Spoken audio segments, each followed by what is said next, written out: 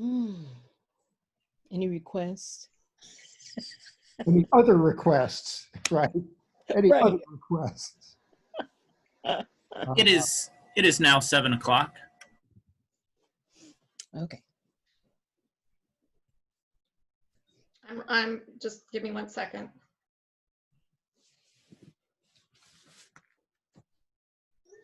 Okay. It's 7 o'clock. It's Wednesday, June 10th, and this meeting is a continuation of the Urbana City Council meeting from Monday, June 8th. Will the clerk please call the roll?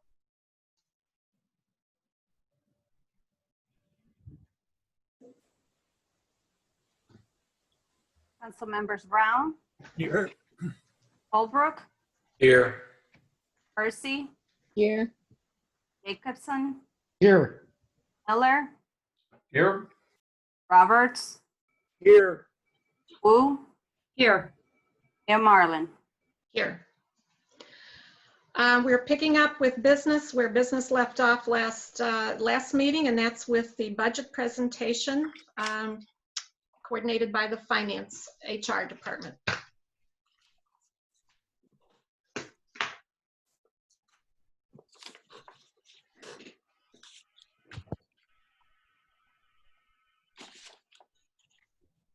So Diane, I think you were going to lead off the first couple slides. Right, just making sure we're good to go. Okay. Yeah. Yep. Thank you, everyone. This is one of the most important actions we take as a city. This is a budget presentation for tonight, just so the public knows there's no action taken on it tonight. This is simply presenting it to the City Council. There will be further discussions of the budget next Monday, and then a vote on June 22nd. But before we get started on the presentation for the next fiscal year's budget, I wanted to recognize the very hard work and actually prestigious award that was given for the first time to the City of Urbana, and it's the Government Finance Officers Association Distinguished Budget Presentation Award. What this reflects is a budget document that meets very high standards as a policy document, as a financial plan, an operations guide, and a communications device. And I especially want to recognize the work of Don Ho in the HR Finance Department, as well as Elizabeth Hannon. This is really a big deal for us, and we're very proud of this award. Okay. I'll get us started, and then I'll be turning this over to Elizabeth and Carol. As you know, for the past 3 years, we have been focused and with a concerted effort on building a financial foundation for the future. It's always good to remember where we started 3 years ago. In the past 3 years, we've eliminated a $2.5 million structural budget deficit through policies set by the City Council and extremely hard work by city employees, and a very disciplined approach. We restored public safety pension funding. If you remember a few years ago, the pension funding was dialed back in order to balance the budget in several years, and that put us on a road to really jeopardizing future city finances, similar to what the state of Illinois has been doing. We ended that practice. You made the decision, City Council made the decision to reverse it, get us back on a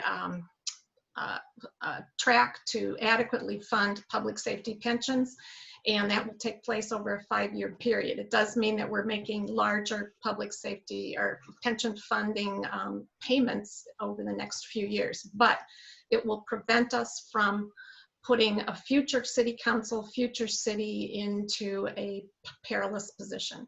We rebuilt the city's emergency reserves. These were the funds you need to, basically, it's exactly what it says, to use in the case of an emergency, a natural disaster, or in the case of a pandemic, which we hadn't anticipated. But the fact that we have our reserves and they're real money and not money that was kept in there to make it look like we had it, puts us in a stronger financial position today than we were 3 years ago. We had taken out loans to pay our 911 bill. Those are repaid.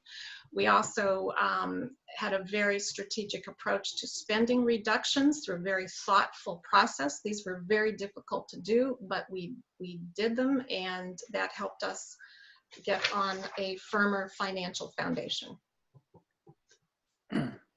We also had selective revenue increases, food and beverage tax, the cannabis tax, which is a new tax, and a couple of other things, a tax on Airbnbs or alternative hotel type housing. We have increased our tax base, and that's a long-term goal, which will relieve the property tax burden on current property owners and will provide an increased source of income for the future. We made many we successfully increased efficiency in many ways. A lot of that was going to online services. We examined our services, we examined the way we were doing things, and we made necessary changes. One of the things we don't say anymore around here is, well, we've always done it this way. We realize that can't happen. We reorganized several departments and restructured.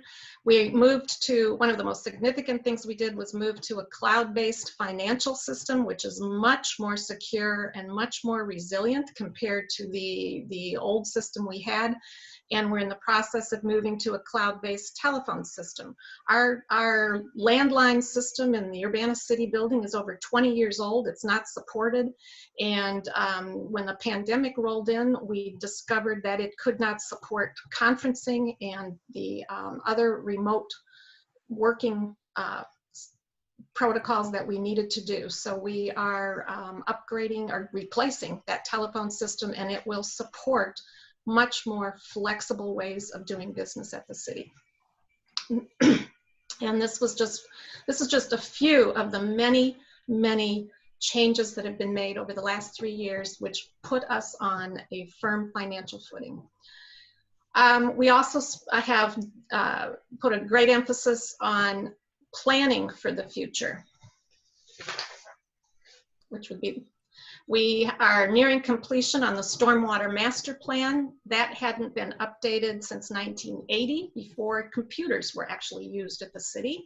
So this is a critically important part of our planning, so that we can understand how water is moved underground, away from your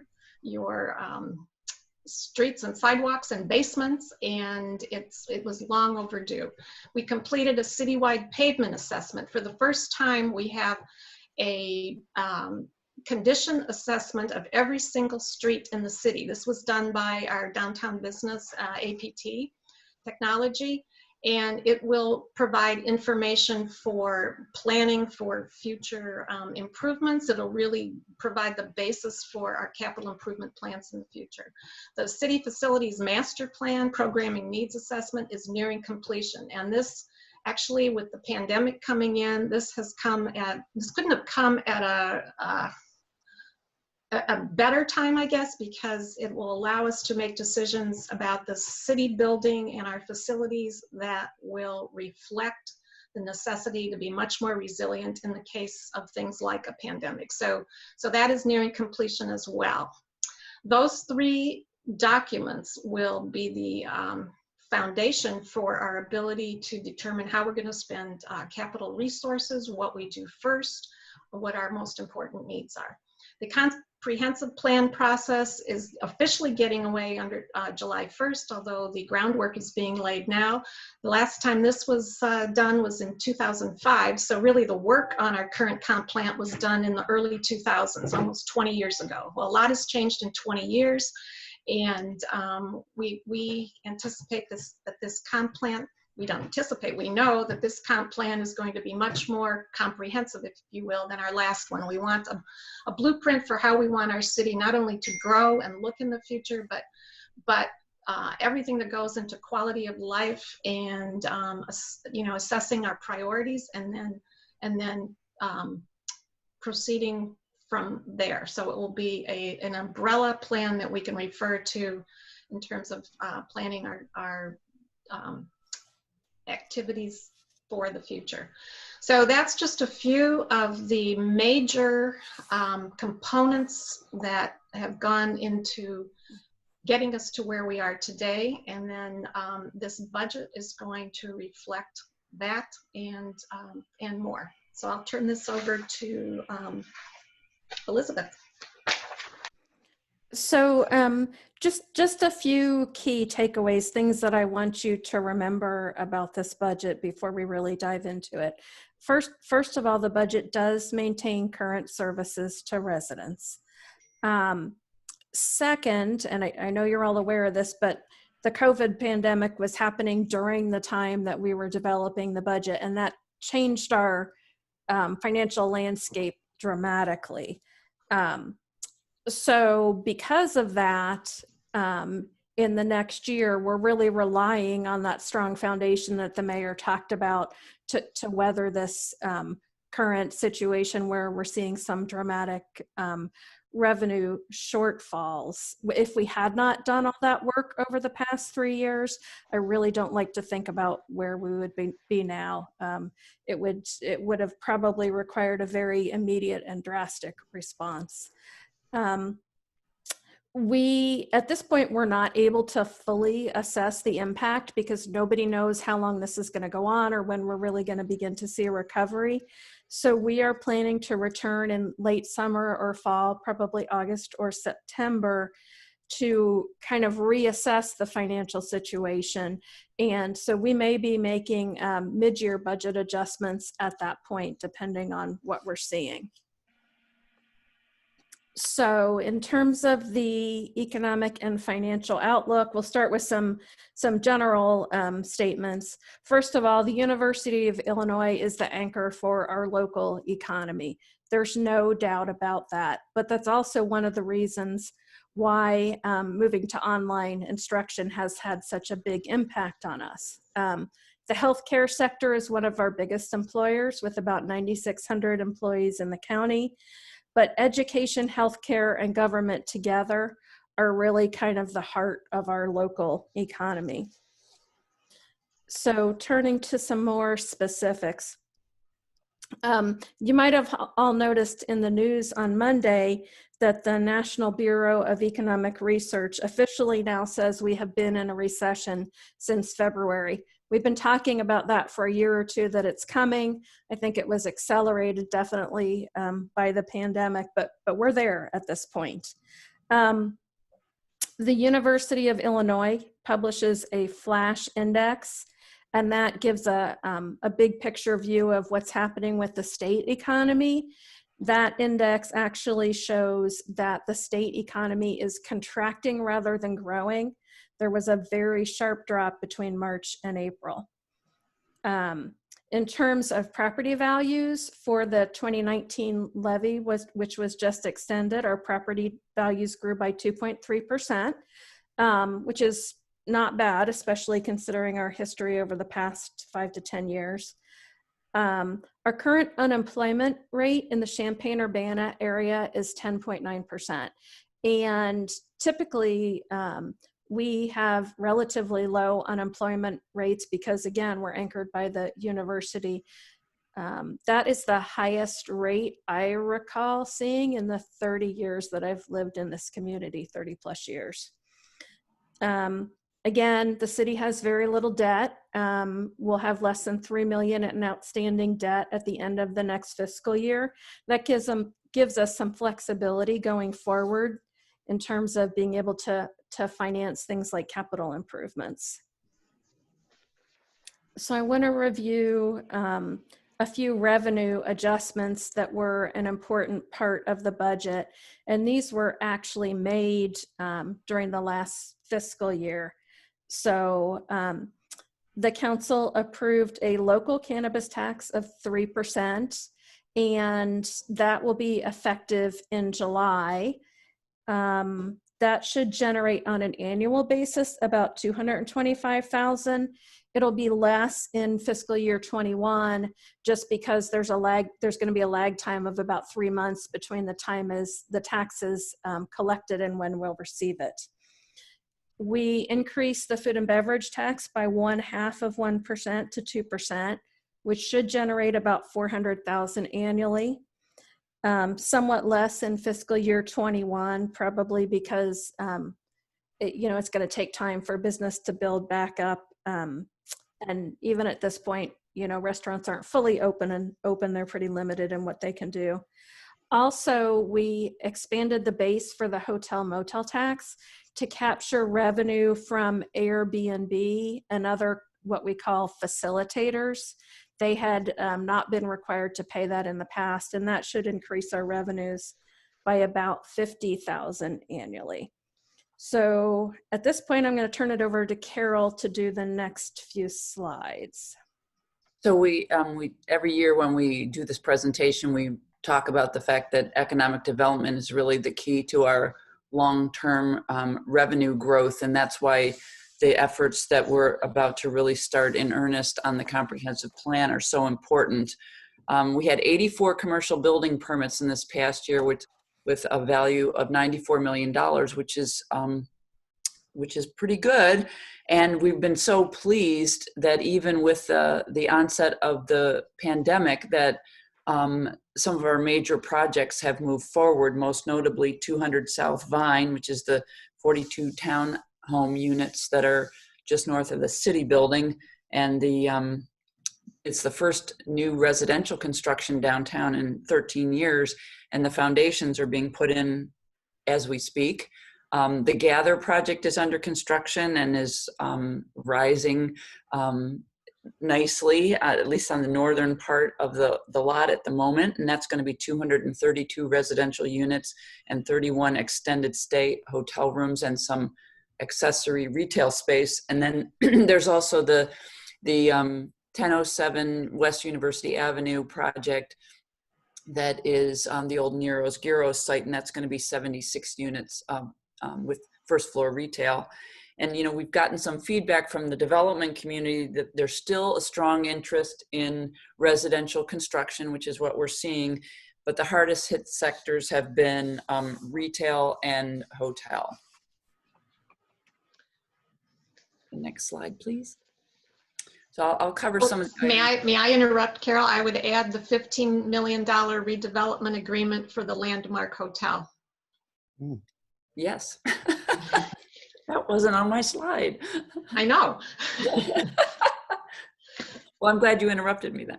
Thank you. Sorry.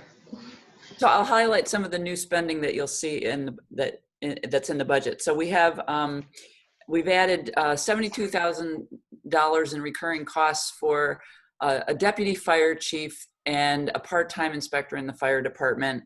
We can talk about that a little bit more if you like, but we've really had we've had a void in the at the upper end of the fire department leadership structure, and the deputy chief is going to that will help to resolve that void. We've added $163,000 in recurring cost in the fire department for overtime. This is intended to reflect this is what we anticipate, and rather than under budgeting and then having to find money later, this is what is on par with at least the most recent experience with overtime in the fire department.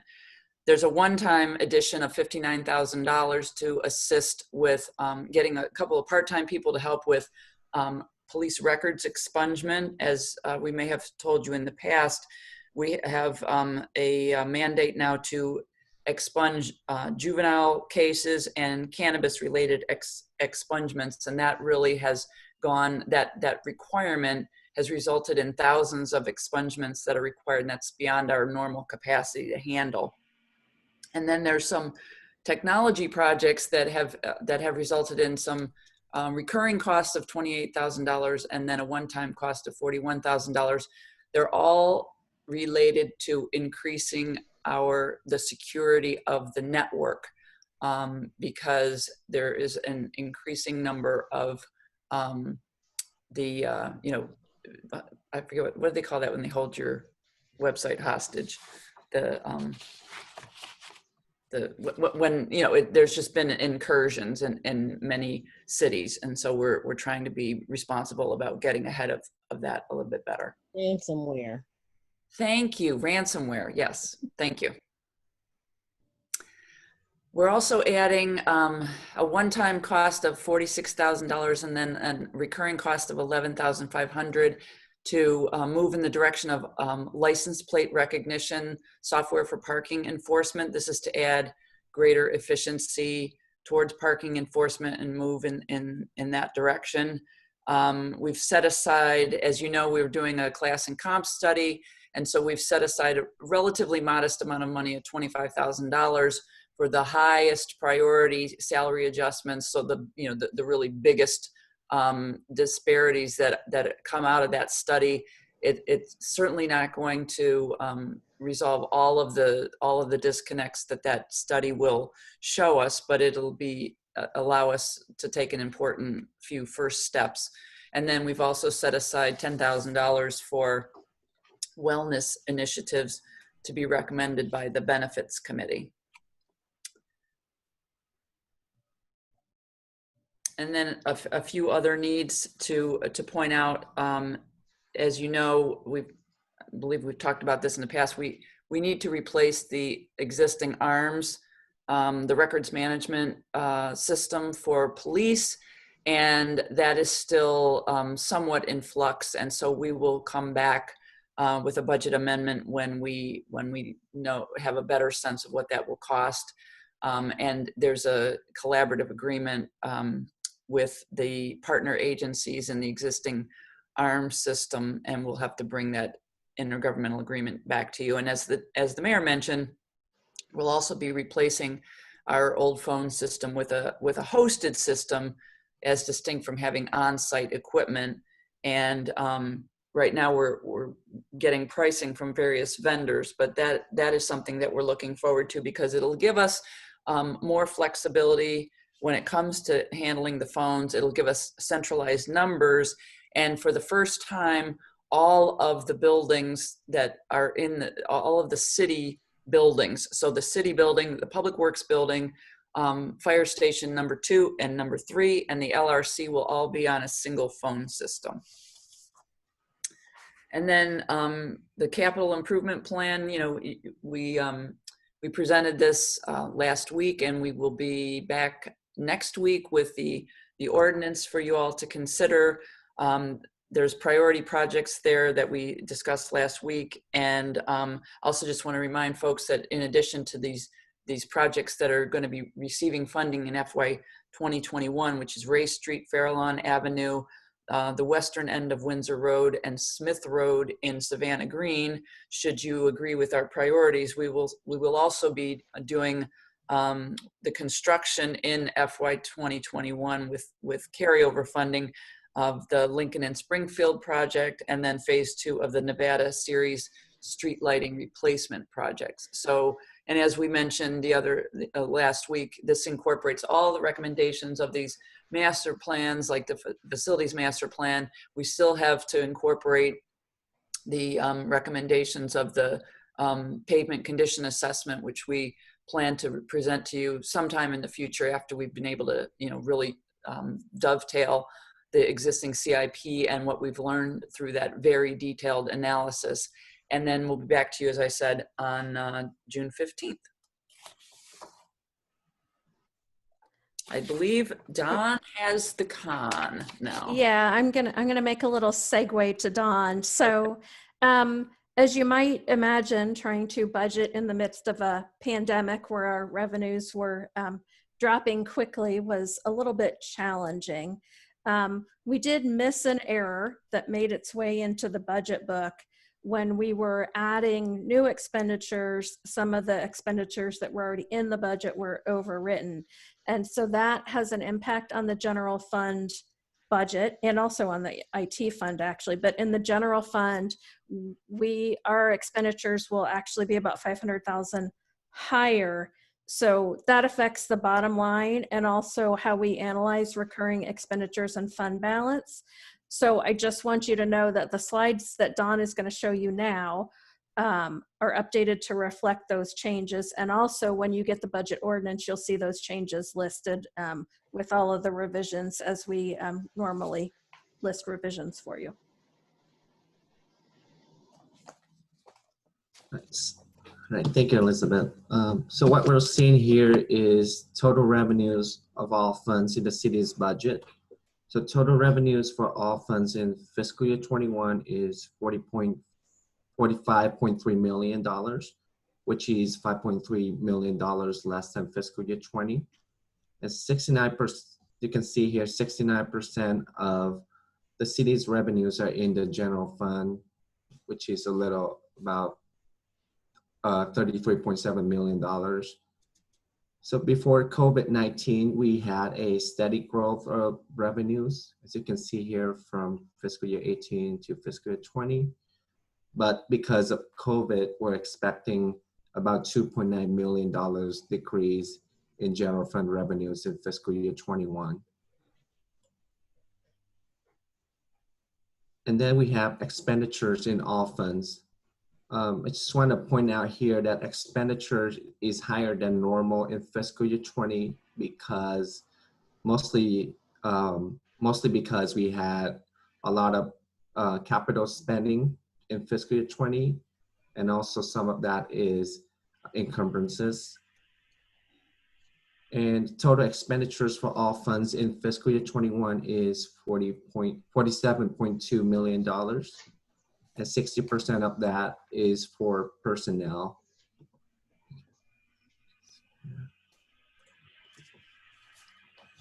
So the total estimated revenues for general fund is fiscal year 21 is about $33.7 million. Like I said before, it's about $2.9 million less than what we expected before the pandemic.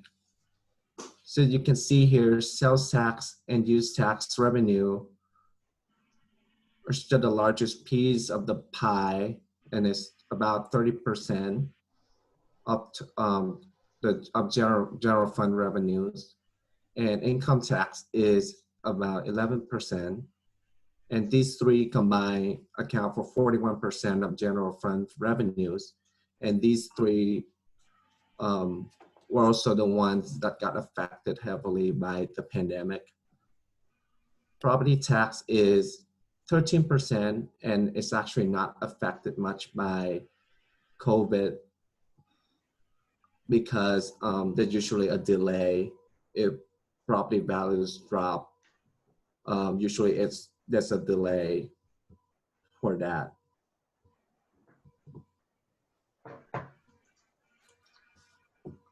Okay, and next I want to talk about where property tax goes in the 2019 levy. I know council members are familiar with this, but we have people watching this, so I just want to explain more. So, because some people think that the city takes in a lot of money from property tax, but in reality, we only take in about 13% of the total tax bill. The school district is the biggest slice of the pie, is about 55% of the tax bill. And the city's portion is 13%, but we only get about 3%, and 3%, and that's about $1.3 million. The majority of the 13% goes to pensions for police and firefighters and the library. So in fiscal year 21, the total general fund expenditure is about $34.7 million. And the majority of these expenditures in the general fund is for salaries, and it's about 34% of total expenditures. So a little bit above $25 million here.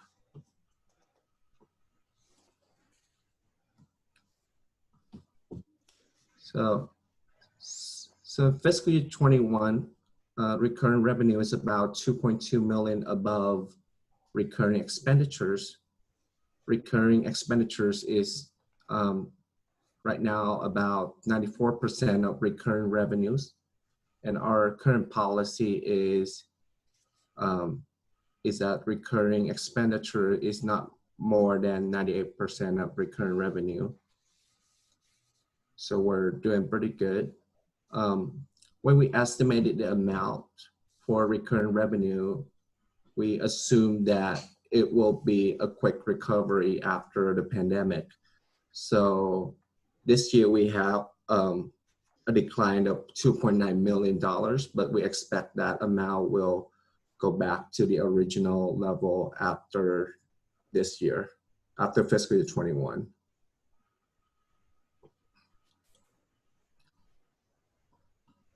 So in March, the City Council increased our policy on minimum fund balance to 20% of recurring expenditures.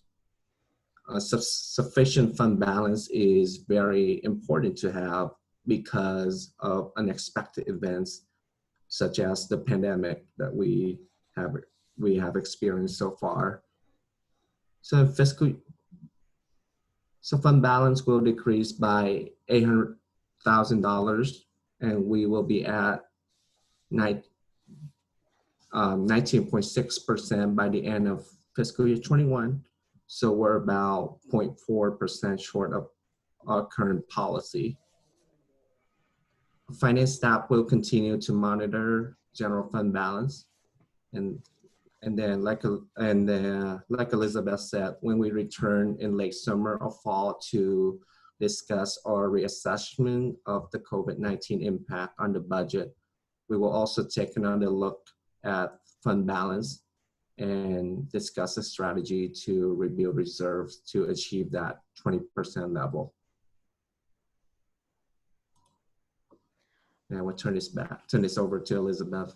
Okay, so looking ahead, we still have a high degree of uncertainty at this point about the financial impact of the pandemic. So in the near term, once we get the budget approved, we'll focus on assessing the full impact that might require budget reductions. And depending on that assessment, that could be significant. For now, we're able to maintain current operations. And again, largely because we have a healthy fund balance. We don't have to do anything without careful consideration. If we experience a full recovery, we will be in a very healthy financial condition. In terms of budget review, next week, Celeste Choate will be here to present the library's budget. We have set aside some time also next week to talk about staffing changes in the fire department. That was, even though the net cost is only $72,000 on an annual basis, that is one of the most significant changes in this year's budget. Some additional discussion of the capital improvement plan. And then on June 22nd, we will ask you to vote on the budget ordinance, and also, as we normally do, a budget amendment for the current fiscal year to reconcile our estimated expenses to the budget. So I think at that point, we're happy to answer any questions. Any questions for Elizabeth or Don?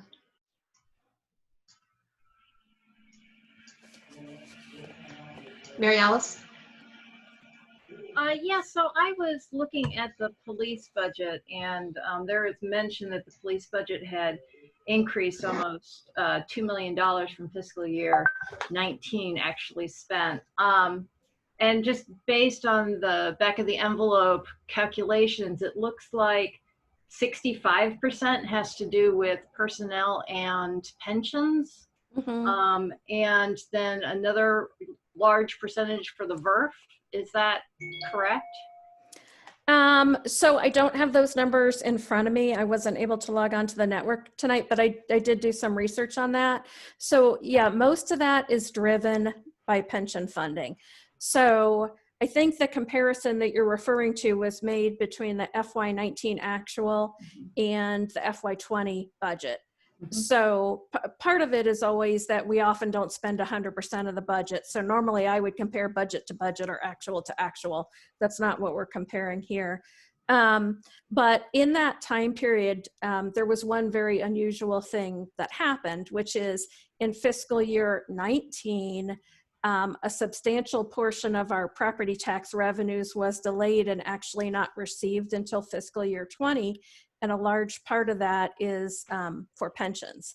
And so what happened was it drove down our pension contributions to police pension fund in FY19, and then it also at the same time pushed them much higher in FY20. So that's the largest part of that difference. That's about 1.2 million.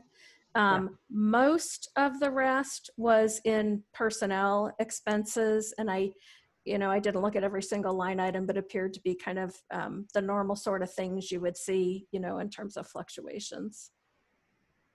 So I know that there's turnover in the police department, every year there's new people, there's people who retire and so forth. Do you know what our current staffing level is right now compared to 2 years ago? So I'm going to say my recollection is the only significant staffing change we've had in the last couple of years is the SRO positions that were added just during this current year. Okay, and then that fund, because I know that the city is reimbursed by the school board or the school district rather, and where Right. do those show up in the budget? Give me 1 second to open up my budget book.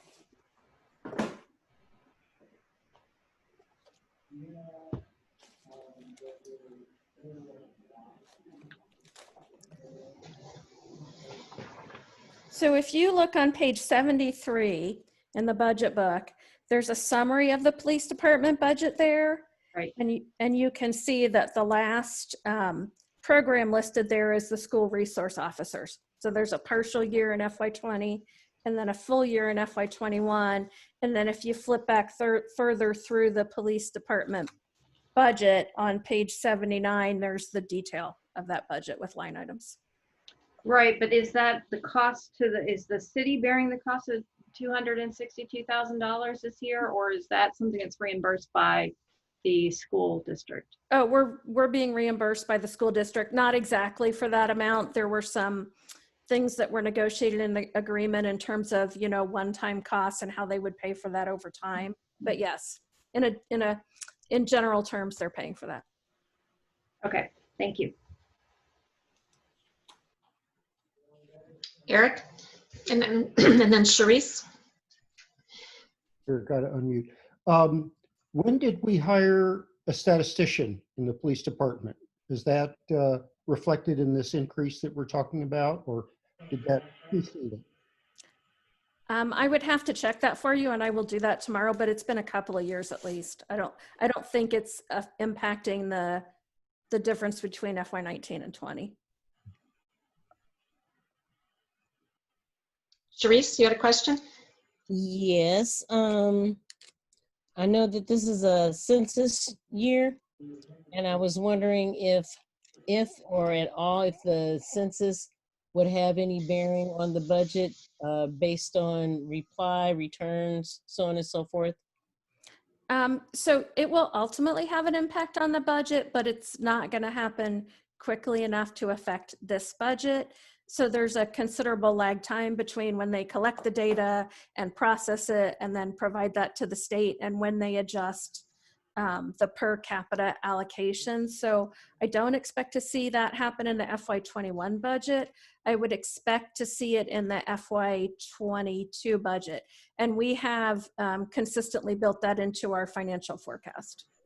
Okay, also, with the cannabis being made, us giving this cannabis excise tax, my understanding too is that there's something in that code that requires a percentage of the sales tax that we get from cannabis to go toward community issues of some sort. Is okay. This is It's complicated. So my recollection is that the state has set aside a certain amount of cannabis revenue for those types of programs. In terms of our 3% tax, Mhm. there's no specific requirement for how we spend that. There is also a small, relatively small amount of state cannabis tax that is allocated to local government for law enforcement purposes, and there are specific restrictions on that as well. Okay, so whatever community monies that are supposed to go toward from the cannabis sales tax, will that be allocated to the city in a lump sum, or how would that will that be allocated at all? So I'll do some checking, but again, my recollection is that state money, and I am not sure at this point how that's going to get allocated, down across the state. Okay. And maybe we could have Carol Ammons come in and talk about that sometime,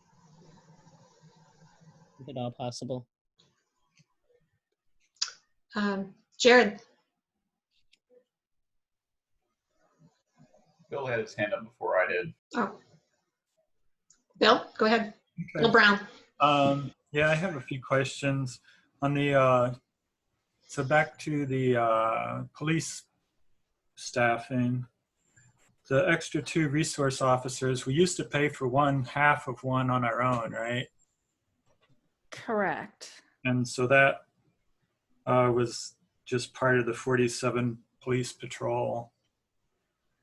So now that one's no longer working in the schools because we're getting reimbursed for that. So I think they've gained a half, basically.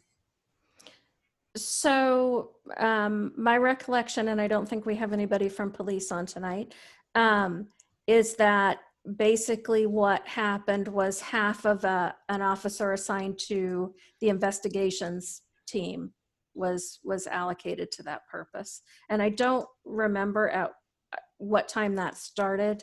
I mean, that happened for some period of time before we actually created the SRO positions.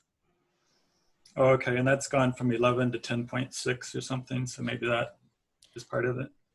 That 10.6 is unrelated. So what that is reallocating a part of one of the investigations positions to use the state funds that are flowing to us that are restricted for drug enforcement and other activities related to cannabis. That's right. And then, so is the hiring freeze that we have in place, does that apply to the police department? So I don't have this handy with me, but basically we provided some guidelines that outline conditions under which we would make exceptions, but generally, yes, it applies everywhere. But there are some specific conditions, for example, where if we have a vacancy and we're going to have to backfill, and that's going to cost us more in overtime than filling the position. There's 4 or 5 conditions under which we would review, and the mayor could elect to fill a position. Okay, it just seems that potentially, I don't know what the numbers show, but I know that accidents are down, driving is down, population isn't out at night because bars are closed. We don't know what the population is going to be in the fall. It seems like if any department is going to have a less demand, it could be the police department, depending on what else is going on out there. But it just seems like with the population down and the amount of traffic down, this would be a good year to let it, I think let some of those vacancies carry over for a while until we see what happens. And then with the discussion on police funding, see how that progresses and if there are going to be other options later in the year or next year to shift some of the funding to other types of first responders, then I think we would be in a good position to just transition without having to reduce the force that way. So that's, I think that would be something I'd like to hear more about going forward. Also had a question on the online sales tax. has that started yet? Or was that going to start July 1st, where it actually comes the municipal part? I know there's something now where everything gets divided up by population, but wasn't there going to also be a municipal part that comes directly to us? And if so, is that considered home rule tax or use tax or something else? So that was happening in multiple steps. So I think it was called the Leveling the Playing Field Act or something in the Illinois legislature. And so I will pull up that fact sheet and share it again. But what was going to happen was there was going to be first a move towards collecting use tax on those sales, which that does get distributed on a per capita basis. And then it was going to move, and I think that begins in July, which we won't see until October. And then we get into the destination-based tax. The issue for us is that Urbana does not really have a lot of retail, and most of these online sales, if they're coming from an origin in Illinois. So let's say I order something on Amazon and it comes from a warehouse in, I think it's Crestwood or Crest something up in Chicago that has a big warehouse. Well, then they're going to get the sales tax because the origin is in Illinois. We will only get that sales tax if the origin is outside Illinois, but the destination is in Urbana. So in the final analysis, that's going to benefit us. I'm not going to say there's not a benefit, there is, but it's not as big as you might think. And that would show up in October, you say, somewhere it would start? I believe the second stage of the changes was going to begin in July, and we would see July sales tax revenues in October. Yeah. Okay. Then in Public Works, I know there's been a lot of vacancies, and so we didn't spend the full amount that was budgeted. In the two columns in our budget, just, I know we're going to be looking at this for a little while, so for me to get it clear in my mind, where it says FY20 budget and FY20 estimate, those are often the same, it seems like.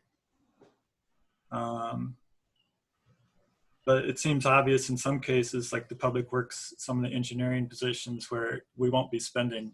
We've only spent $200-some thousand and the budget was $500,000. We aren't going to be spending that, and that's in the estimate column. So is that just kind of a bookkeeping thing? You aren't quite sure, you haven't filled that out, or am I reading that wrong? Or So that estimate column defaults to the budget, and then if we have a specific reason to think it's going to be different and particularly lower, we'll work that in, because then that helps us more accurately predict the fund balance we're going to carry forward to the next year. Carol might be able to help on this, but with respect to some of the things in Public Works, I think we were unsure whether we might use them to contract for some engineering services or, for other assistance that we need to deal with the vacancies. Right. I mean, we could probably give you a better, if you wanted to see a different bottom line, we could give that some additional thought rather than have it just default. okay, I mean, it just, in that one case, I know it would add up to quite a bit. So it could be, I don't know, $500,000 or $1 million, somewhere in there. So it just seemed like it could make a pretty big difference in the fund balance. My final question, then I'll give up for a while. On the license plate recognition, that was kind of interesting. Is that cost effective? Will it allow us to reduce parking enforcement by opposition or anything like that? So it's a much more efficient way of enforcing, and so I do think that at some point we would be able to reduce staffing there. Okay. Well, go ahead. So would that mostly be used for the permit lots, or would that also be used for the mobile meter, or both? Both. It can be used for permits, but we will be able to integrate our mobile meter data with the LPR system, and so it can also be used for meter enforcement. Okay, and then just like in Wuna, all the on-street parking, you aren't probably going to usually be able to see the license plate because it's parallel parking. So there, they would still have to look for the sticker anyway, I guess, in most cases. Anyway, Well, so no, we actually have the information on the permits linked with license plates in the system. So they don't actually have to look for the sticker unless perhaps it's one of the temporary permits. oh, okay, I was just thinking that in parallel parking, you usually can't see the license plate Oh. because there's a car in front or behind it, depending, I guess, how many cars are there. Correct. And so, yes, there's still going to be time when they're going to have to get out and walk and look around. I do have just kind of a nagging concern about privacy and how the license plate recognition is used. Can it be used on cars on the street, and how long is the information retained? So if you have any information that would calm me about privacy issues, I'd be interested in hearing a little bit more about that. Yeah, sure. I don't know that we'll get that done before the budget's approved, but we can definitely have a conversation about that. When is that purchase scheduled? Is that coming up pretty quick, or? It's in the budget for next year, so we don't even have an agreement to do that or an implementation timeline. Sometime next year, but I couldn't tell you exactly when. Okay, I know a lot of people are using it. U of I uses it. Okay, Thanks a lot. Okay, I believe Jared was next and then Dennis. Elizabeth, I got two broader questions and then one specific question. One of my broad questions is, what is, with our new take on the comprehensive plan, what is the level of influence that has on how we see what we do with our budget? Or I know it's going to be developed over time, but how do you foresee it impacting how you forecast and how we think about the budget? I mean, certainly when we're forecasting and working on the budget, we're looking to any plans that the city has in place to make sure that it's consistent with those plans. So not having an updated comprehensive plan, it's hard for me to be specific, but that I think that would be one of the guiding documents that we would be using. Okay.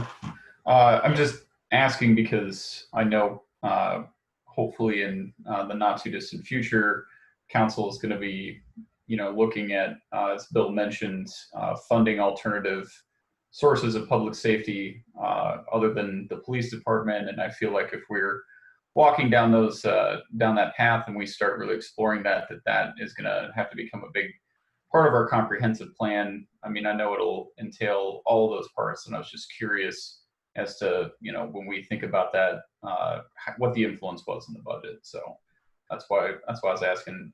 I'm going to jump to my specific one before I forget, because I just wanted to flesh out what Cherise was asking about the cannabis tax. Do we have two revenue sources from cannabis tax, or is there just the one? No, there are actually two. Okay, so there's the excise tax, right? And then the occupational retailers tax. Right. There's our local tax, which is technically a retailer's occupation tax, the 3% tax. Okay. But there's also this little piece that under the legislation created a per capita distribution of a percentage of the state revenues to local governments for specific law enforcement purposes. So that's the excise tax? I think that's what it is. That actually shows up.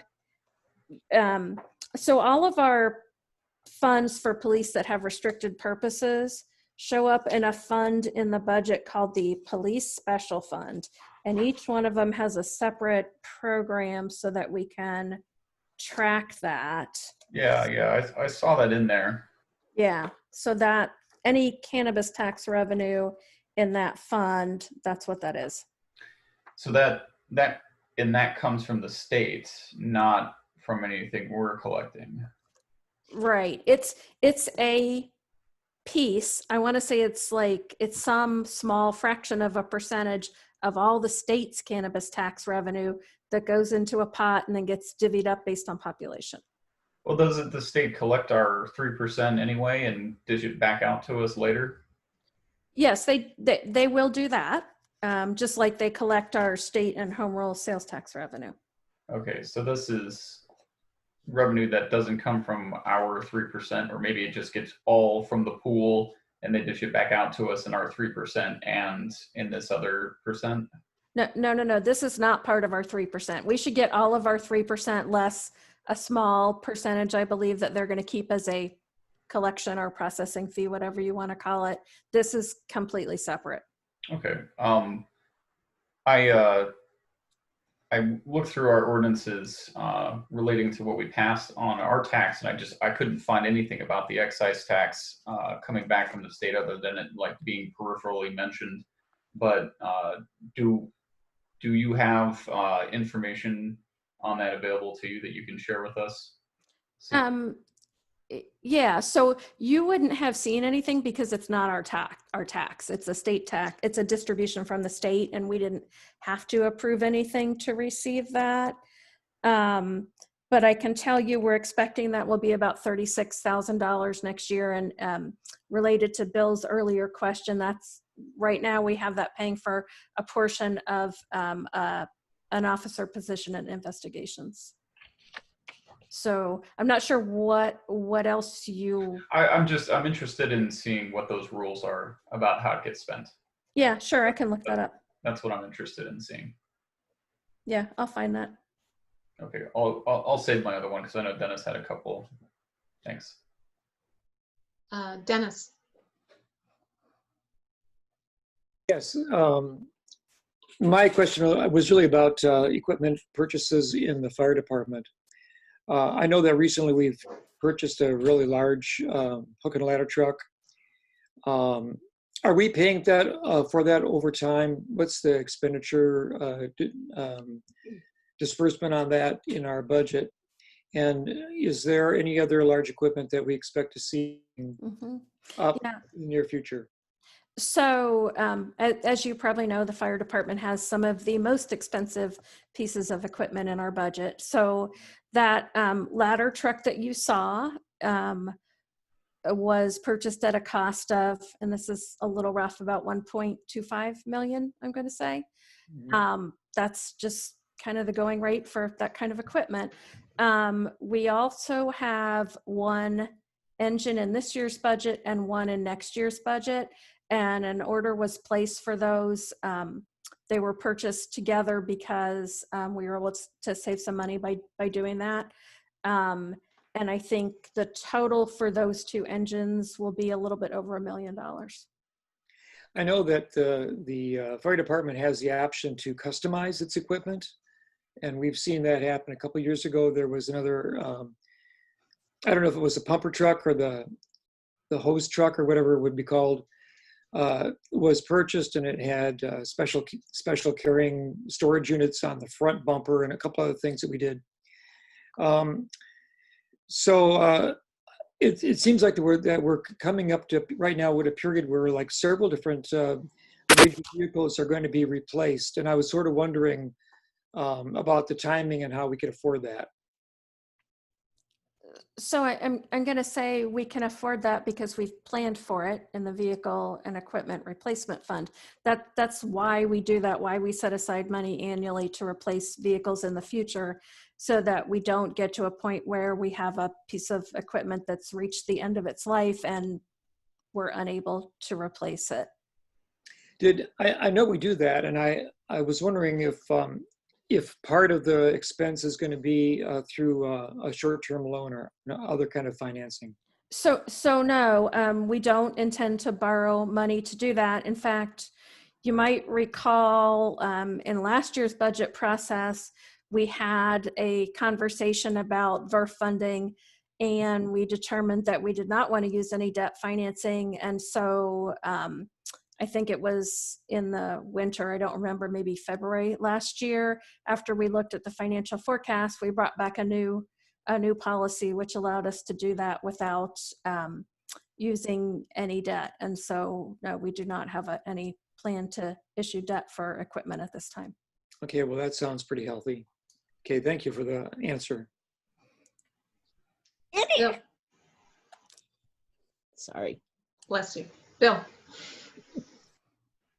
Please unmute. Okay. Yep, thanks. I did see, looking at the equipment replacement schedule.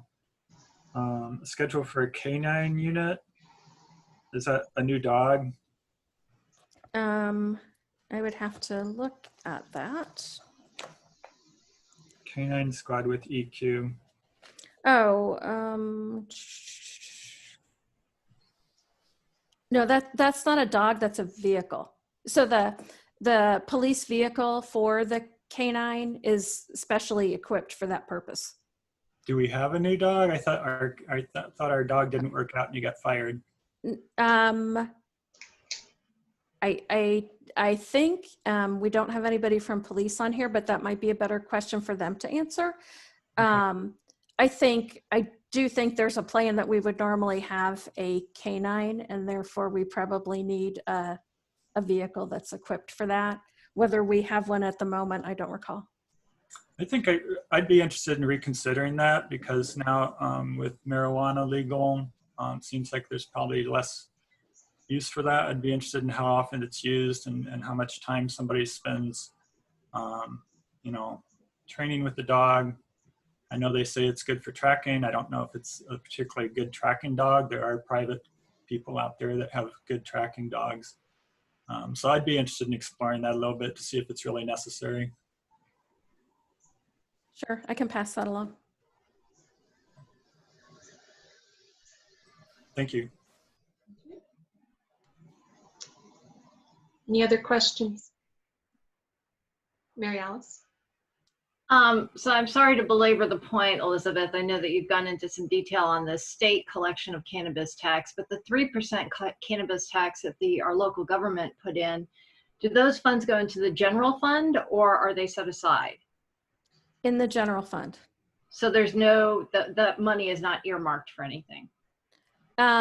So I wouldn't say that it's earmarked for anything. However, that was part of the discussion after we reviewed the financial forecast and we identified a need to close the gap with revenues. So that was part of the plan to close the gap on the structural deficit. So without that in the general fund, we would have been making budget cuts. And so that 3% tax, is that, was it, so you had the amount of tax in your projections, and I think it was it 225,000 roughly?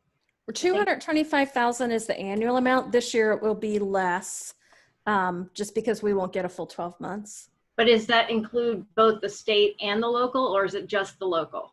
No, so when you look in the general fund at the cannabis tax, that's just the local. When you look in the police special fund, and I think we have a cannabis excise tax in there, that's the restricted money that comes from the state, two different funds. So 225 is the amount that we hope to expect on a normal year in which tax is gathered for the local cannabis tax. Is that accurate?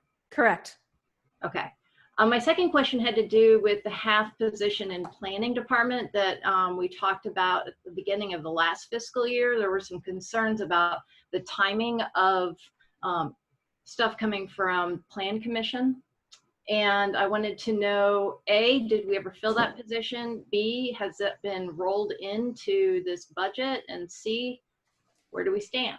Because I think there's only been about 2 cases that came through Plan Commission that required additional staff time. So I can answer part of that, and I may need some help from Carol and the mayor on the other part. So when we put that in the budget last year, it was for 1 year only. So it's not reflected in this next budget. I believe we did fill it at one point, but I'm not 100% sure about that. I would be guessing if I said, so I have to check, but I agree with you. I think we did. But I'm guessing, so we'll confirm it. Okay. All right, thank you.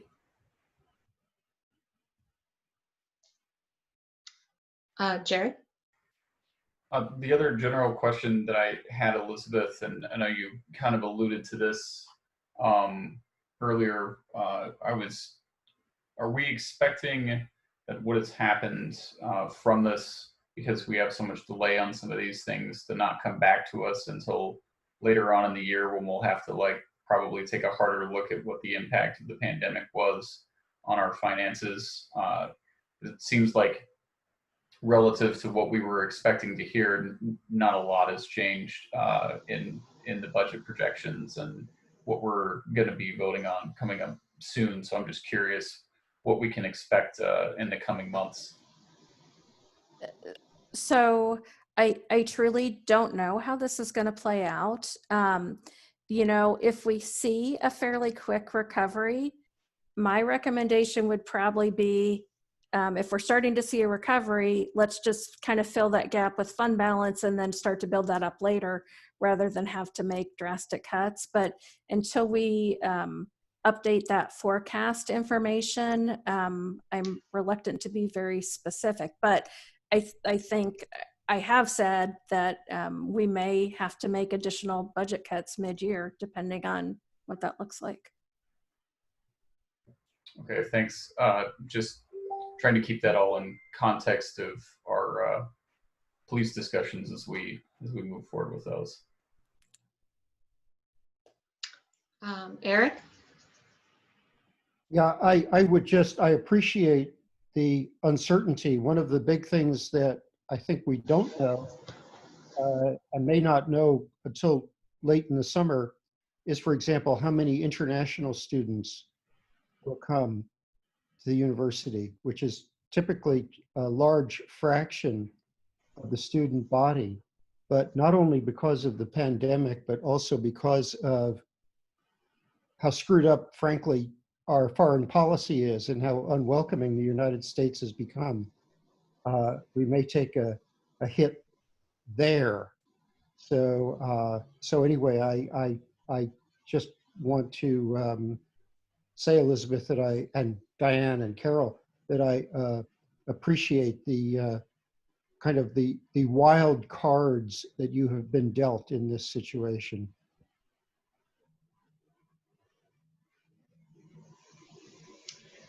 Yes. Any other questions?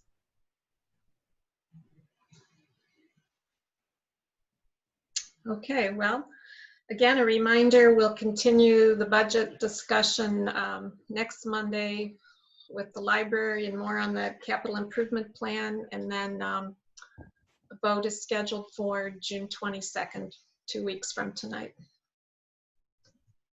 Thank you, Elizabeth. Thank you, Don. Congratulations again on the JFOA award.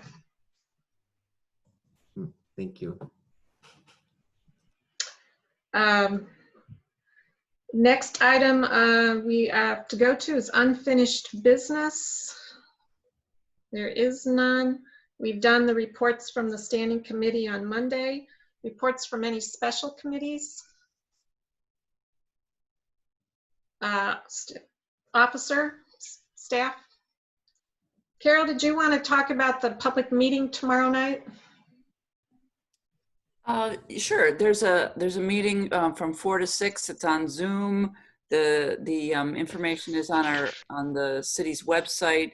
It's a meeting to discuss any concerns people have about the Vine and Washington reconstruction project that is due to start next week. I think we've handled some of the preliminary questions that people have about access and how to get their trash and recycling picked up during the project. So anybody that's interested, the Zoom information is on the city's website.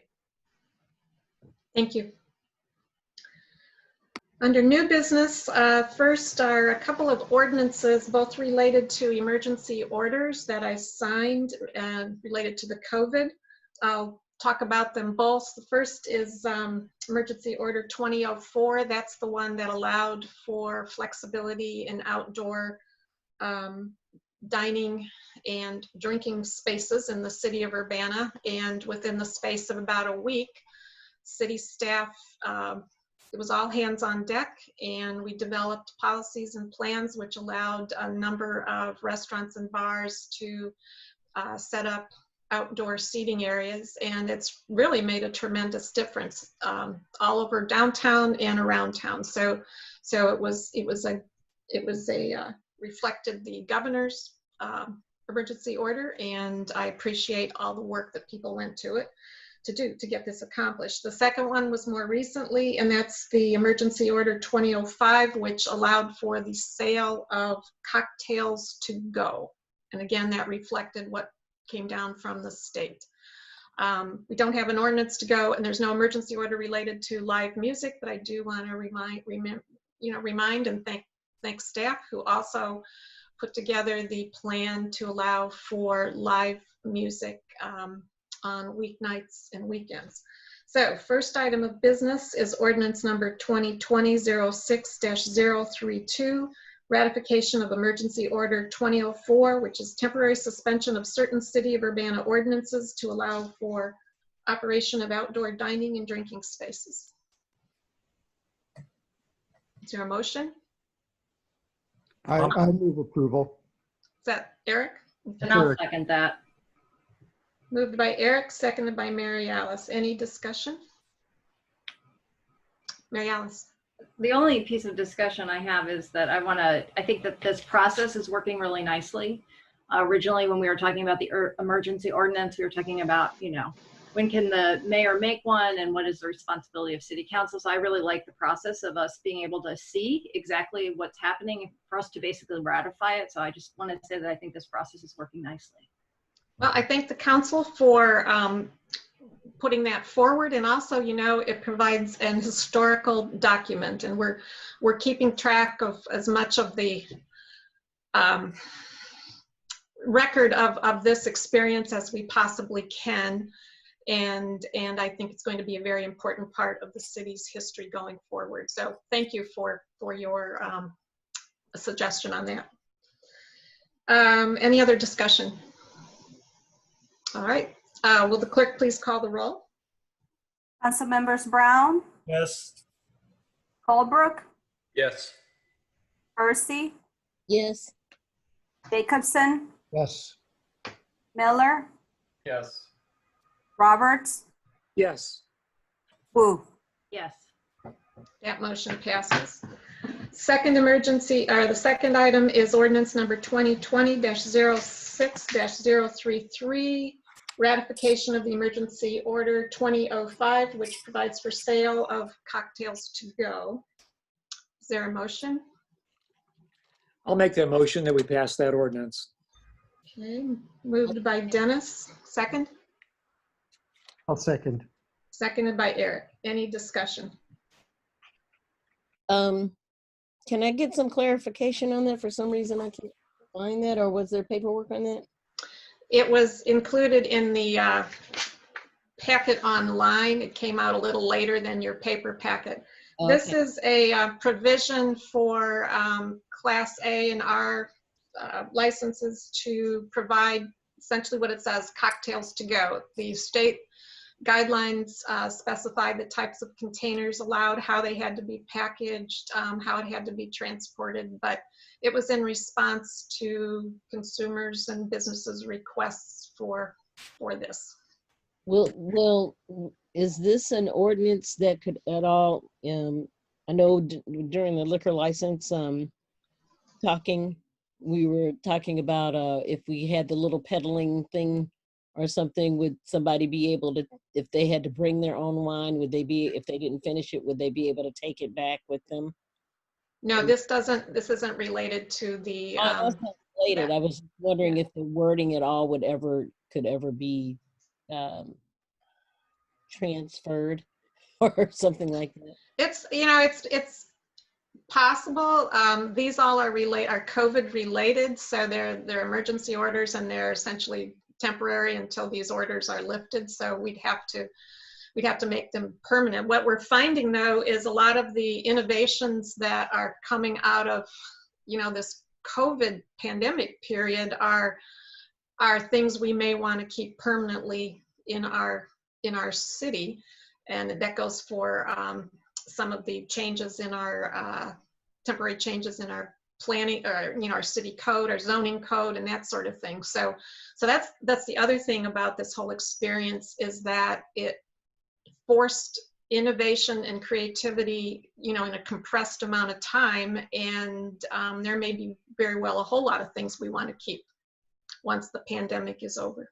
Yeah, I was just wondering that because we talked about cocktails to go, and it made me think about a discussion that we were having during the liquor code. Right. At this point, there are no pedal buses operating in the city of Urbana. Well, we can hope. Okay. Okay, any other comments?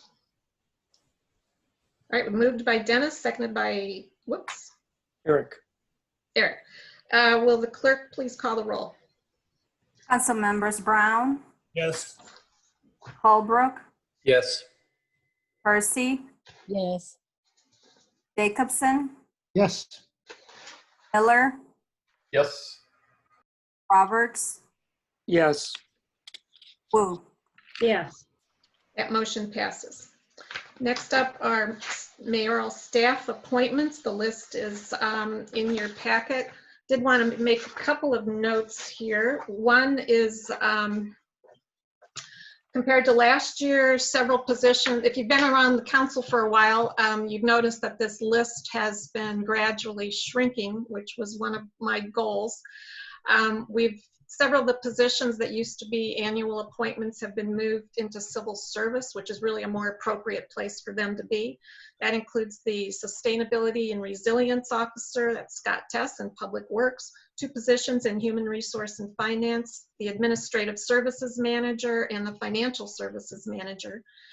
And in addition, what used to be a planning manager in CD will be replaced by a principal planner position, and that will be in civil service.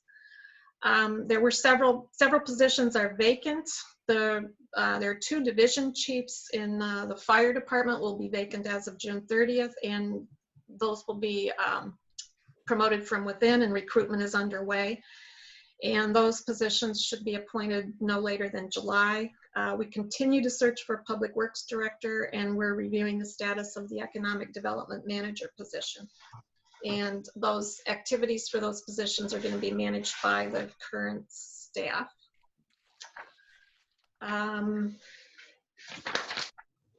Let's see.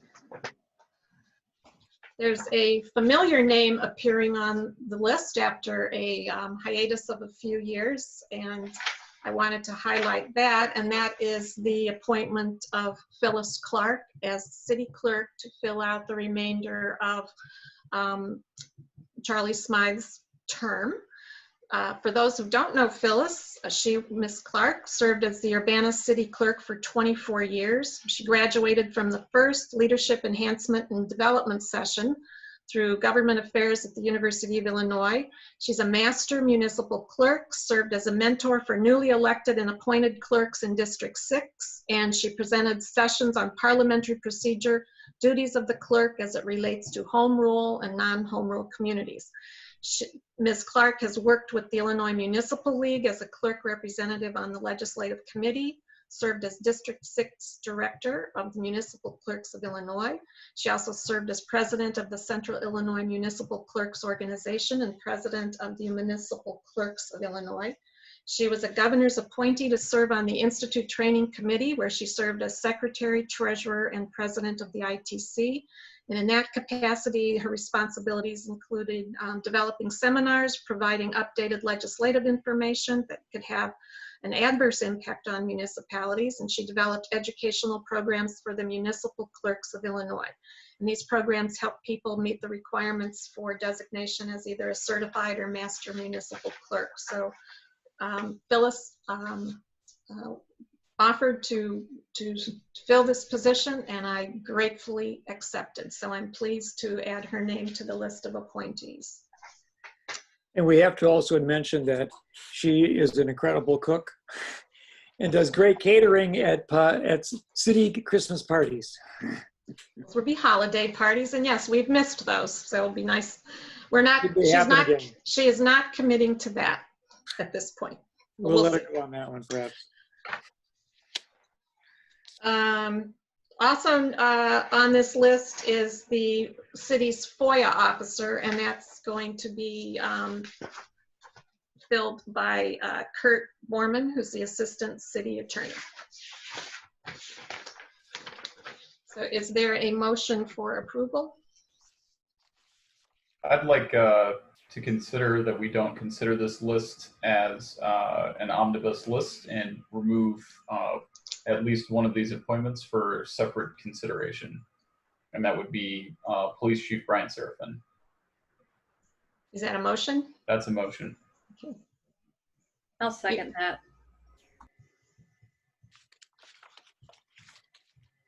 So basically, you're dividing the question. Yes. All those in favor, please say aye. Aye. Aye. All those opposed? No. That motion carries. So the list you're voting on will be everything except the appointment of Chief Brian Seraphin. Is there a motion? I'll move approval of the list as it currently stands. Without Chief Seraphin. Okay. Is there a second? I'll give that second. Okay. Any discussion? I did want to just make one note if I could. Sorry, I'm talking and not asking for recognition. Is this pertinent to this list? Yes. Okay. I think almost everyone on there is folks we've gotten to know over the past few years, and I'm certainly glad to get appointments made for all of these folks again. But I did just want to point out, not a necessarily a critique, but just that the position of the human relations officer in being a part-time position, we're making an appointment for a person who's, it's a role that I feel deserves a full-time position. And I would like to see in the future a person who can really take on the role as a full-time position be appointed to that. I just wanted to make that mention as part of the discussion under consideration. Any other comments? Bill? I just wanted to thank the people whose names aren't on there this year for their service to the city and their departments over the recent years. Wish them luck in the future. I know I trust the department heads and the mayor and the city administrator to make choices, and I know they're tough choices, but I wanted to thank everyone who has put in work for the city over the past few years. Thank you. Charisse? Is FOIA officer a new position, or is that something that's always been around? It's been around. As I understand it, we are required to have someone named as a FOIA officer. Okay, and so is this a part-time position or a full-time position, or? Well, Mr. Borman is one of the assistant city attorneys, so this is basically one of his duties as a full-time position for the city. Okay. You have to have someone designated in that position. Okay. Dennis? Yeah, this is not specifically germane to our current list, but I thought that it would be useful to recognize a recent honor that has been received by our former Public Works Director recently, as it appeared in the News Gazette last week. Bill Gray was nominated as one of the 10 top Public Works Leaders of the Year by the American Public Works Association. So it's quite a big honor for a man who served the community in his Department of Public Works for, I think it was maybe it was 30 years. I don't remember how many years, but it was 26 years. 26 years. So anyway, I just thought that that hasn't been recognized yet, at least that I'm aware of. And I thought that we should celebrate that honor, even though he's not on this list currently. Thank you, Dennis. Yeah. Okay, we have a motion and a second. Will the clerk please call the roll?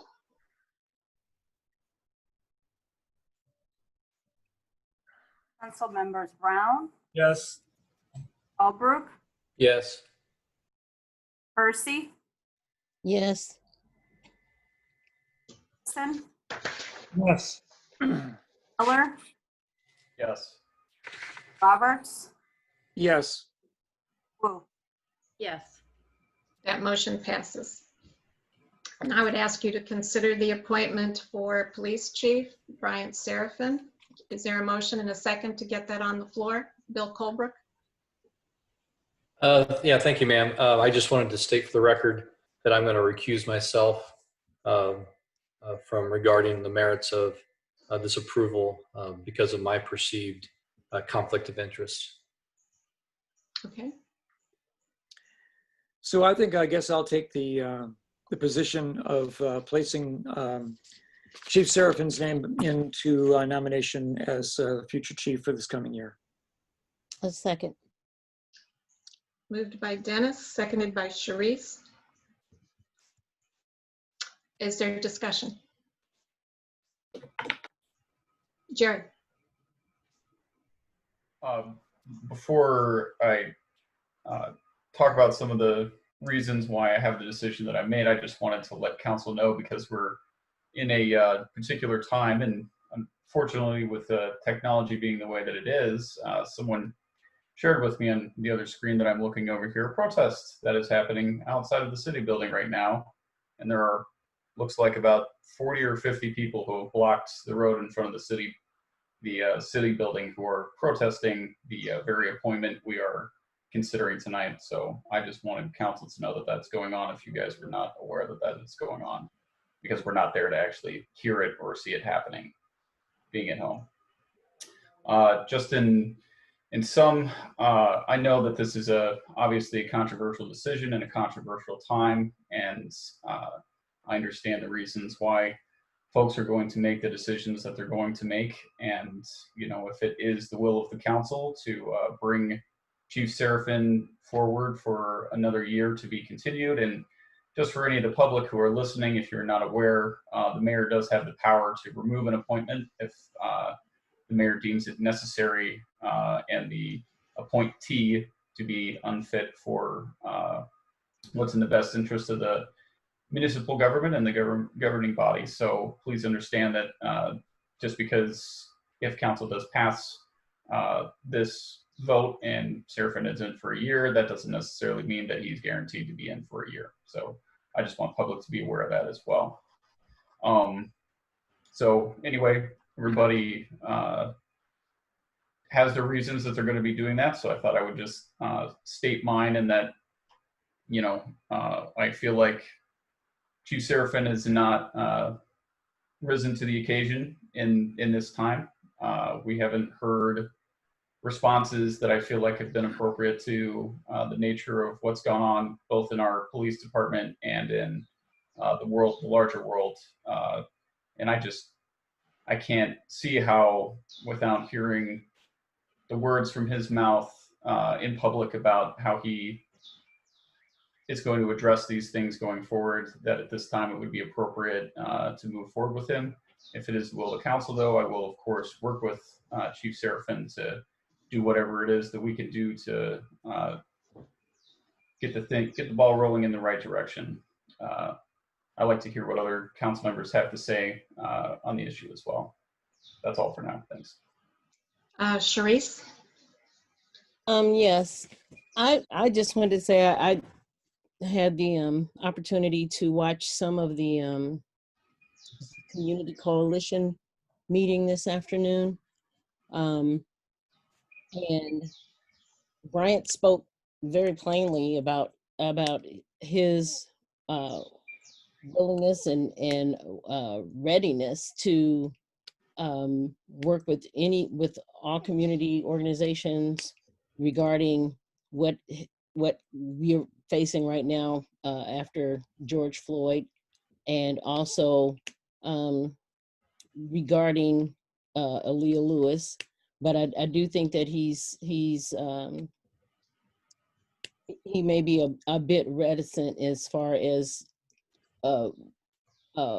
how it is presented, because I don't think he wants to present anything half-ass, so to speak. I think he's trying to get all his ducks in a row, and he's also trying to talk to other community organizations to see what the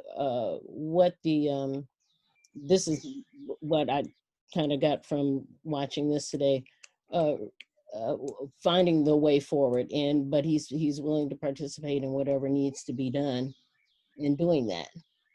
And so I've always found it easy to talk to Bryant very plainly, and whether we agreed or disagreed. And I've always found him open to suggestion. And going forward, we need a leadership role to move and help patrol officers buy into whatever it is that we will be, however we will be doing new trainings and reforms and so on and so forth. And Bryant seems to be able to do that. So that's all I want to say. Dennis? Okay, thanks. I think I think that the community has expressed its sincere concern about, the police chief. We certainly have heard from quite a few people that they would like to see this postponed or denied. But my philosophy is a little different. I think that if we're going to experience real healing in this community, that it's imperative to have the police chief on board and experiencing the entire dialogue and process and be part of the process for the transformation. This is going to be an educational experience for all of us. The community is going to have an opportunity to interact and speak and help direct the direction that we might be taking to change policy and procedures in the department. And we need to have the officers ready and on board to accept and perhaps even to suggest the directions that policy can be effectively recreated. And we need to have them led by a person who they respect and who is also willing and flexible enough to receive and hear the input from the community. And I don't think that there is going to be any doubt that change is going to occur here in Urbana, because we're seeing also on the national level change and new procedures and policies being suggested and promoted by the major political parties of our country and Congress. And the discussion is not only nationwide, but it's even worldwide, where I've also read in the News Gazette and other places that even in France, they are re-examining the use of the chokehold in subduing a subject. So I think this is a transformative time. And I think our police chief is a competent, wise individual, and it's imperative that we bring him along in this change. So I know there's a lot of question about his being the right person to do it, but I think that it would even be better for him to be a part of the process than to exclude him. And because without the education, the leading and the transformation as an individual, we're really not going to achieve the goals that people have asked us to achieve. Eric and then Mary Alice. So one of the things that I think is really important about this is that the very strong voices who spoke on behalf of continuing Chief Seraphim were people who had worked with him and worked with the police department in community outreach. I was especially moved and impressed by the testimony from the Cunningham Children's Home about the partnership that they had with Urbana Police Department. The other thing that we should remember is a big issue that we had a few years ago was traffic stop racial disparities.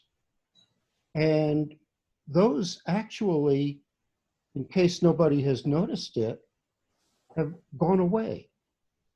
that, and this is largely due to two things, I think, in terms of Chief Seraphin's leadership, that is partly because he readjusted patrolling patterns to make them fairer in that respect. And he really supported implicit bias training for his officers. He has, in fact, an extremely good record on racial justice as well as other justice issues. I think it would be a terrible blow to our community not to reappoint him. And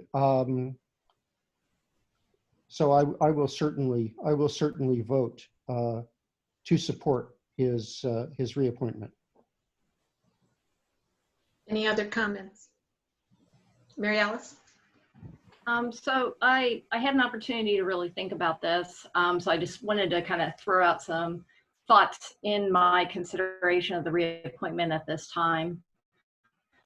So like all of us have talked about, I really want to see long-lasting changes in the way the police force interacts with the community. Key to facilitating these changes is retooling the existing Citizen Review Board and comprehensive review of police policies. These changes won't be easy. They won't be fast to accomplish, but the truth of the matter is we need the community and the police department working together. Voting for a non-reappointment would cause, in my opinion, a vacuum in leadership. And it's much harder to implement changes, systematic changes, which is what we need right now. As Jared mentioned, the appointments are slated for vote tonight are at will. And that basically means that the appointments are not guaranteed. So this is not, 1 year in the system. And, I challenge the police department. If I feel that we're really not making systematic changes in our police department, I'm really going to re-examine my support for leadership. I also wanted to talk a little bit about the 10 shared policing principles, My Brother's Keeper Alliance. Originally when I was thinking about this, I was going to just state them, but the ACLU and NAACP at last Monday night's meeting did a really eloquent and nice statement. So I won't go over those to bore people. But I just wanted to say publicly that I support both of those. I know a lot of our city council members support them. And I also want to say that I was at the Community Coalition Zoom meeting today, and some of the comments in the chat were talking about change, talking about action, not about talk. So I just kind of wanted to offer a challenge to my fellow city council members that I would really like to see every single committee of the whole meeting starting in July, one discussion item or one action item that we can do to address this right now. So that's the direction I'd like for us to see. Thank you. Anyone else want to make a comment? Charisse? I forgot to say this originally too, is that when we came out of the meeting Monday, and rechecked my email, and someone had sent an email where they had spoken earlier in the evening during public input, and they said that they had listened to what you said about Brian Seraphin, and that they felt compelled to do more research about him. And I suppose during the meeting, the rest of the meeting, that's what they did. And she came back and said that I go back on what I said before. I will support his reappointment. And I would trust that the city council and the mayor are confident in his what the mayor said. She just basically, went by your words and said that she had changed her mind about her not supporting his reappointment. And I think that that's significant in the sense that this is a person, I've heard her make comments before, and she's been very adamant about certain things, but for her to have an open mind and to be able to say, after looking at some of the other things about Bryant Seraphin, I have to go back and say, no, I can support his reappointment. And I think that that's also a step in the direction of compromise, which is something that we all need to do and think about. So I just wanted to make that statement as well. Dennis? I just want to assure the community that the city council is already thinking very seriously about the first series of discussions that we can have. And I'll let, perhaps if Mary Alice Wu wants to make a comment or not, I don't know. But I think you're going to see that we're taking this issue of fairness in policing extremely seriously. Jared had his hand up, then Bill, and then Mary Alice, if you want to chime in. I just only feel like it's fair to bring up, since everyone's bringing up letters in support of the chief, that there were over 140 that we received in a 48-hour period that were not in support of his appointment. It's very easy to pick up the few, and certainly many of us are fond of Preston James, and he had a compelling letter to write, but he doesn't live in Urbana anymore. So, you know, he's not part of our constituency. I don't know why we needed to consider him, other than that he'd worked with the chief before. But, you know, you pick out the ones you like because it feeds that. But we saw an overwhelming public outcry that is not doing it. And people are protesting literally right now in front of the city building about it. So I just want you guys, you know, it's just fair to say, if you want to say there are supporters, there are a lot of people who don't, and a lot of people who don't see that. And every one of us has gotten letters from people in our respective wards repeating the same, with very few letters of support. I think I only counted 5 in support after that total, and over 140 against, and not just of the generic kind. So just wanted to put that out there. Bill Brown?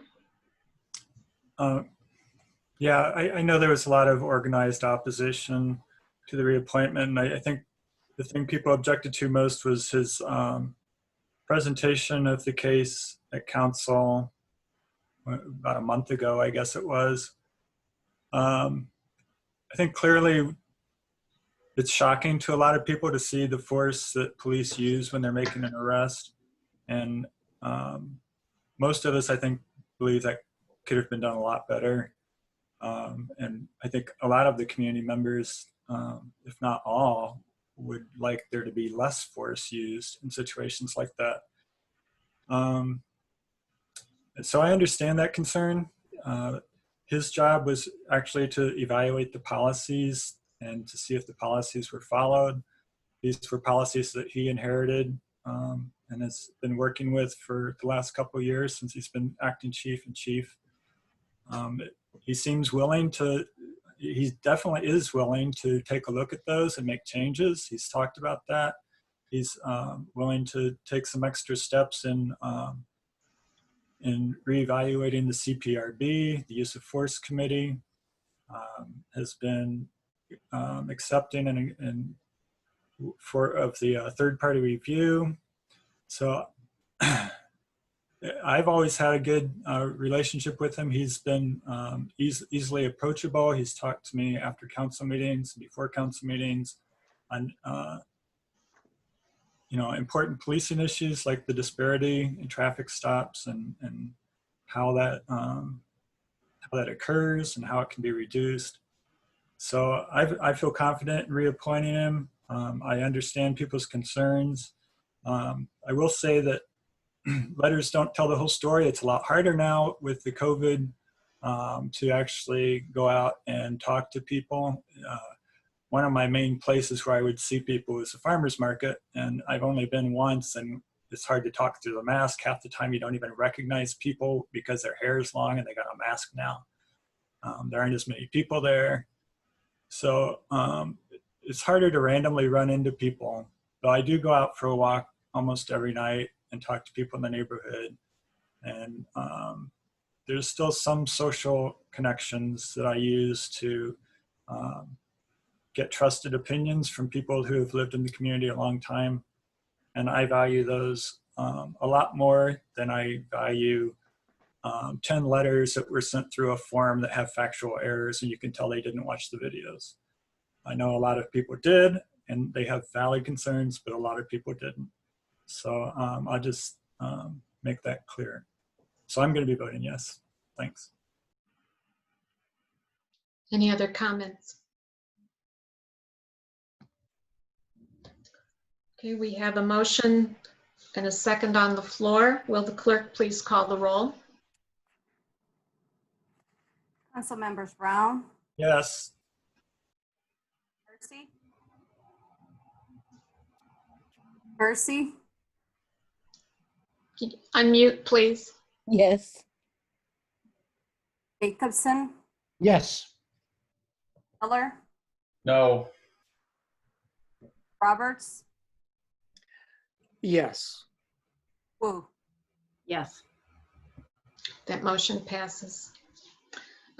Before we move on, I did want to note that we have prepared a list of FAQs for the police policies and procedures. We've been getting you all have been getting a lot of questions about specific practices in the Urbana Police Department. So there's a brand new FAQ page in the city's website, and I can send you the link tomorrow so you'll have that to supply to constituents. We basically compiled the most frequently asked questions that we were getting, and I think you'll find it very useful. Next up are the appointments to boards and commissions.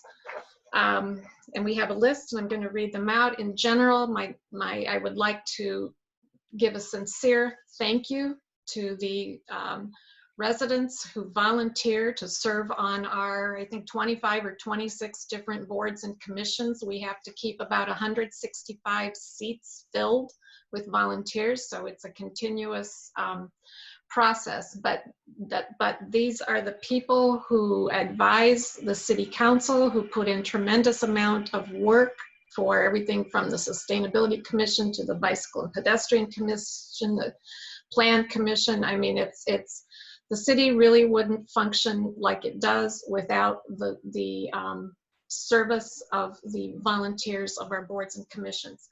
I know there's been an interest in the Civilian Police Review Board, and as you mentioned, we are going to be examining that and making revisions in the process there.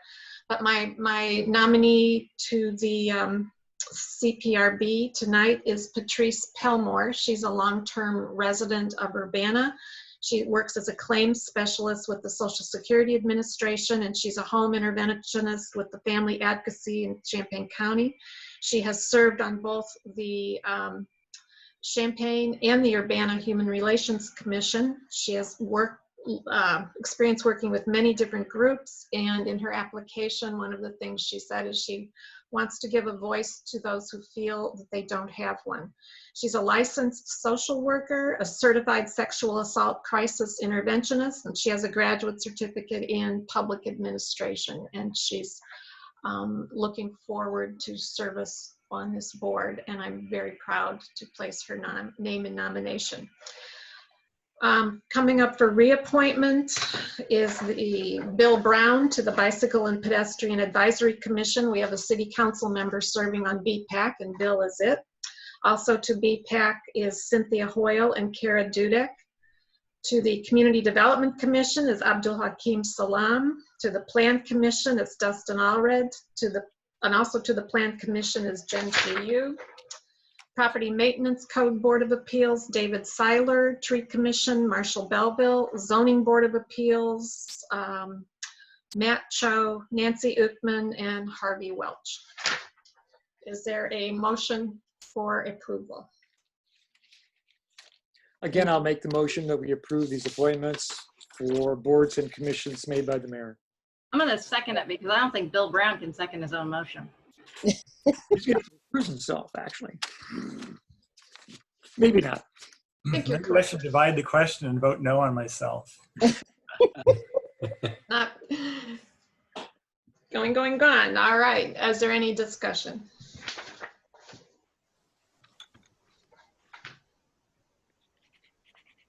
Okay, will the clerk please call the roll?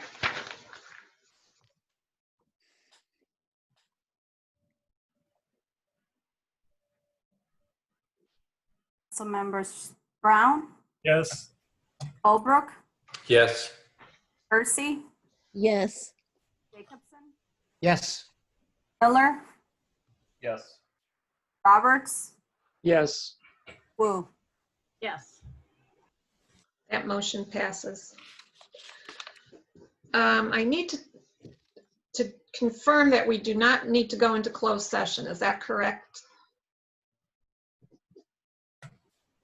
Carol? Yes, we're going to do that. We're going to handle the other matter next week. Okay.